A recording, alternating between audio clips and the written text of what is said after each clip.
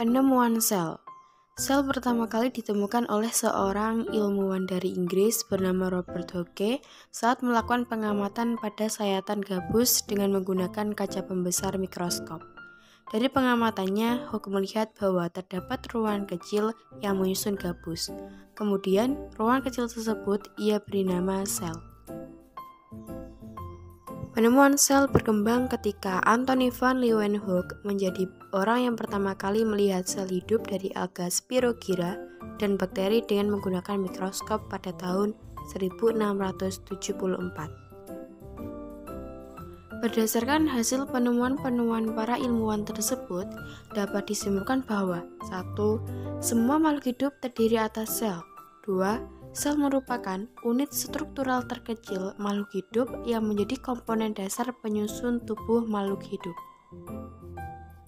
Ketiga, sel merupakan unit fungsional karena sel melakukan suatu fungsi kehidupan, seperti sintesis protein yang berhubungan dengan pembentukan karakteristik morfologi dan fisiologi, reproduksi dalam proses pertumbuhan dan perkembangan, melakukan respon, atau melakukan pemanfaatan energi. Keempat, semua sel berasal dari sel sebelumnya. Kelima, sel merupakan unit hereditas yang dapat mewariskan sifat genetik dari suatu generasi ke generasi berikutnya. Ciri-ciri sel. 1. Sebagian besar sel berdiameter antara 1 sampai 100 mikrometer. 2. Memiliki volume berkisar antara 1 sampai 1000 mikrometer kubik.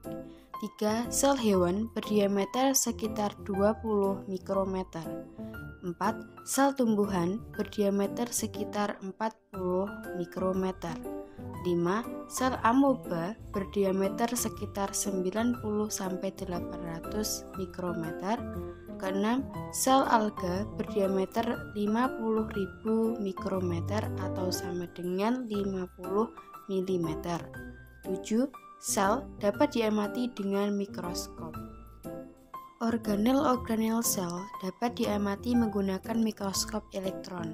Terdapat dua jenis mikroskop elektron yang digunakan saat ini, yaitu 1. Mikroskop elektron transmisi digunakan untuk mengkaji struktur ultra-internal sel. 2. Mikroskop elektron payar digunakan untuk mengamati permukaan spesimen. Tipe sel. Secara struktural, sel dibedakan menjadi dua tipe, yaitu sel prokariotik dan sel eukariotik. Sel prokariotik. Prokariotik berasal dari bahasa Yunani pro yang berarti sebelum dan karion yang berarti inti, merupakan sel yang belum memiliki nukleus atau tidak memiliki membran inti yang memisahkan materi genetik di inti sel dengan bagian sel lainnya. DNA pada sel prokariotik tampak terkonsentrasi pada suatu tempat yang disebut nukleoid. Sel prokariotik memiliki DNA sirkuler, sejumlah ribosom yang berfungsi untuk sintesis sel, serta dinding sel yang terdapat di sebelah luar membran plasma dan dilapisi kapsul seperti gel. Sel bakteri atau prokariotik pada umumnya berdiameter 0,1 sampai 1,0 mikrometer. Yang kedua adalah sel eukariotik. Eukariotik berasal dari bahasa Yunani eu yang artinya sebenarnya dan karion yang artinya inti, merupakan sel yang memiliki nukleus yang sebenarnya atau materi genetik yang dibungkus oleh membran inti. Pada sitoplasma atau daerah antara nukleus dan membran sel, terdapat medium semi cair yang disebut sitosol, serta organel-organel sel yang sebagian besar tidak terdapat pada sel prokariotik. Sel eukariotik umumnya berdiameter 10-100 mikrometer. Berikut perbedaan sel prokariotik dan sel eukariotik.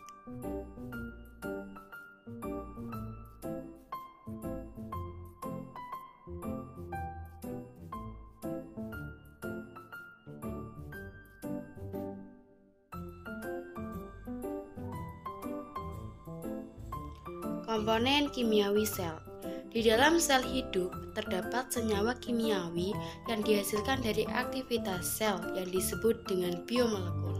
Seluruh senyawa tersebut saling berinteraksi secara terarah dan teratur sehingga menunjukkan ciri kehidupan. Unsur penyusun tubuh makhluk hidup yaitu ada oksigen, karbon, hidrogen, nitrogen, klorin, besi, seng, tembaga, kalsium, fosfor, kalium, belerang, natrium, magnesium, dan lain-lain. Struktur dan fungsi makromolekul. Makromolekul merupakan molekul besar yang terdiri atas banyak atom atau blok penyusun. Sebagian besar makromolekul berupa polimer atau suatu molekul panjang yang terdiri atas banyak blok penyusun identik dan dihubungkan dengan ikatan-ikatan kovalen. Blok penyusun dari suatu polimer adalah molekul kecil yang disebut monomer. Monomer-monomer dihubungkan melalui reaksi kondensasi atau dehidrasi.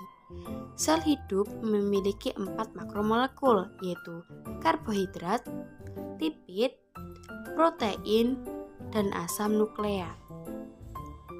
Yang pertama adalah karbohidrat. Karbohidrat adalah polihidroksialdehida atau golongan aldosa atau polihidroksiketon atau golongan ketosa dengan rumus molekul CH2ON. Fungsi karbohidrat yaitu pertama sebagai bahan bakar, 2 sebagai bahan penyusun struktur sel, 3 sebagai sumber energi. Nah, karbohidrat itu tersusun dari monomer-monomer. Berdasarkan jumlah monomer penyusun polimer, karbohidrat dibedakan menjadi 3, yaitu monosakarida, disakarida, dan polisakarida. Monosakarida. Monosakarida berasal dari bahasa Yunani monos yang artinya tunggal dan sacar yang artinya gula, yang umum terdapat di alam, memiliki atom karbon berjumlah sekitar 3-7 atom. Pemberian nama monosakarida ditentukan oleh jumlah atom karbon. Misalnya, triosa memiliki 3 atom karbon, pentosa memiliki 5 atom karbon. Monosakarida dapat berasal dari golongan aldosa maupun ketosa. Senyawa yang termasuk monosakarida yaitu gliseraldehid, ribosa, glukosa, galaktosa, dihidroksiaseton, ribulosa, dan fruktosa. Nah, selanjutnya ada disakarida. Disakarida terdiri atas 2 monosakarida yang dihubungkan oleh suatu ikatan glikosidik, yaitu suatu ikatan kovalen yang terbentuk melalui reaksi dehidrasi. Senyawa yang termasuk disakarida yaitu ada maltosa. Maltosa terdiri atas 2 molekul glukosa, biasanya dihasilkan dari hidrolisis pati dan digunakan sebagai bahan pembuatan bir. Kedua ada selobiosa. Selobiosa berasal dari hidrolisis selulosa dan terdiri atas 2 molekul glukosa. Yang ketiga ada laktosa yang terdiri atas 1 molekul glukosa yang berikatan dengan 1 molekul galaktosa dan dapat ditemukan di dalam susu. Selanjutnya ada sukrosa, terdiri atas glukosa dan fruktosa yang dapat ditemukan dalam tanaman, tebu, dan umbi bit, serta dikenal sebagai gula yang sehari-hari kita konsumsi. Selanjutnya ada polisakarida. Polisakarida merupakan makromolekul yang terdiri atas ratusan hingga ribuan monosakarida yang saling berikatan melalui ikatan glikosidik.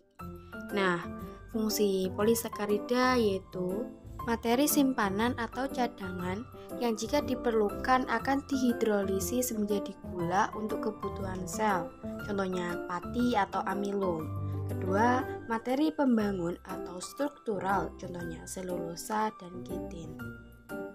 Yang kedua ada lipid. Fungsi lipid adalah sebagai komponen struktural membran sel, 2 sebagai sumber energi, ketiga lapisan pelindung, keempat komponen vitamin, dan kelima komponen hormon. Nah, lipid itu bersifat hidrofobik, yaitu sedikit atau tidak memiliki afinitas atau ketertarikan terhadap air. Nah, senyawa lipid yang paling penting bagi makhluk hidup adalah lemak, fosfolipid, dan steroid. Yang ketiga ada protein. Fungsi protein yaitu sebagai dukungan struktural, pergerakan, penyimpanan, transport substansi tertentu, pengiriman sinyal dan enzim, serta pertahanan untuk melawan substansi asing. Yang keempat ada asam nukleat, yang berfungsi sebagai tempat penyimpanan sifat individu yang diwariskan, penyimpanan energi, dan koenzim. Struktur sel dan fungsinya di sini terdapat gambar struktur sel eukariotik hewan, dan ini ada gambar struktur eukariotik sel tumbuhan. Yang pertama ada membran sel atau membran plasma. Membran sel merupakan lapisan tipis dengan ketebalan 8 nanometer yang membatasi isi sel dengan lingkungan di sekitarnya. Membran plasma tersusun dari bahan lipid atau fosfolipid, protein, dan karbohidrat. Berdasarkan letaknya, membran sel dibedakan menjadi dua, yaitu protein integral dan protein periferal. Fungsi dari membran sel adalah 1. Mengontrol masuk dan keluarnya zat dari atau ke dalam sel, 2. Sebagai pelindung agar isi sel tidak keluar, dan ketiga sebagai reseptor atau menerima rangsangan dari luar sel. Yang kedua, nukleus atau inti sel. Nukleus merupakan bagian yang paling penting bagi sel, berdiameter 5 mikrometer dan diselubungi membran ganda yang dipisahkan oleh ruangan sekitar 20-40 nanometer. Membran inti tersusun dari bahan lipid dan protein. Fungsi dari nukleus yaitu mengontrol sintesis protein dengan cara menyintesis mRNA sesuai dengan perintah DNA, mengendalikan proses metabolisme sel, menyimpan informasi genetik berupa DNA, dan tempat penggandaan DNA. Yang ketiga yaitu sitoplasma, yaitu cairan sel yang terletak di dalam sel, di luar inti sel, dan organel sel. Fungsi dari sitoplasma yaitu tempat organel sel dan sitoskeleton, memungkinkan terjadinya pergerakan organel sel oleh aliran sitoplasma, tempat terjadinya reaksi metabolisme sel, dan menyimpan molekul-molekul organik. Yang keempat yaitu ribosom. Ribosom dibedakan menjadi dua jenis, yaitu ribosom bebas tersuspensi di dalam sitosol dan ribosom terikat yang menempel pada retikulum endoplasma. 5. Retikulum endoplasma, yaitu ada retikulum endoplasma halus yang berperan dalam proses sintesis lipid, metabolisme karbohidrat, dan mentalisir racun yang terdapat di dalam sel ovarium, testis, hati, dan otot. Yang kedua ada retikulum endoplasma kasar yang berperan membentuk fosfolipid membrannya sendiri dan sintesis protein sekretori, misalnya glikoprotein dan hormon insulin di dalam sel pankreas. 6. Badan Golgi yang mempunyai fungsi yaitu berperan dalam sekresi, membentuk membran plasma dari vesikula-vesikula yang dilepaskan dan membentuk dinding sel pada tumbuhan. 7. Lisosom. Fungsi dari lisosom yaitu berperan dalam pencernaan intrasel, autofag atau menelan dan mendaur ulang organel yang rusak, autolisis atau perusakan sel sendiri dengan cara membebaskan semua isi lisosom. 8. Peroksisom. Peroksisom berfungsi sebagai penghasil enzim oksidase dan katalase, memecah asam lemak menjadi molekul kecil sebagai bahan bakar untuk respirasi sel, dan di dalam sel hati, peroksisom menetralisir racun alkohol dan senyawa berbahaya lainnya. 9. Glioksisom yang berfungsi menghasilkan enzim yang dapat mengubah asam lemak menjadi gula, dan sebagai sumber energi saat biji sedang berkecambah. 10. Mitokondria yang berperan dalam respirasi sel atau metabolisme energi di dalam sel yang dapat menghasilkan ATP. 11. Plastida yaitu organel penyimpan materi yang diselubungi oleh membran ganda. Plastida dibedakan menjadi 3 yaitu leukoplast, kromoplas, dan kloroplas. 12. Vakuola berfungsi menyimpan gas, senyawa-senyawa organik, dan ion anorganik. 2. Menyimpan senyawa beracun atau aroma tidak sedap. Dan 3. Menyerap air sehingga sel menjadi lebih besar. 13. Sentrosom dan sentriol. Sentrosom merupakan organel tempat tumbuhnya mikrotubul yang terletak di dekat nukleus. 14. Sitoskeleton. Sitoskeleton berfungsi menyokong dan mempertahankan bentuk sel dan tempat tertambatnya beberapa organel sel.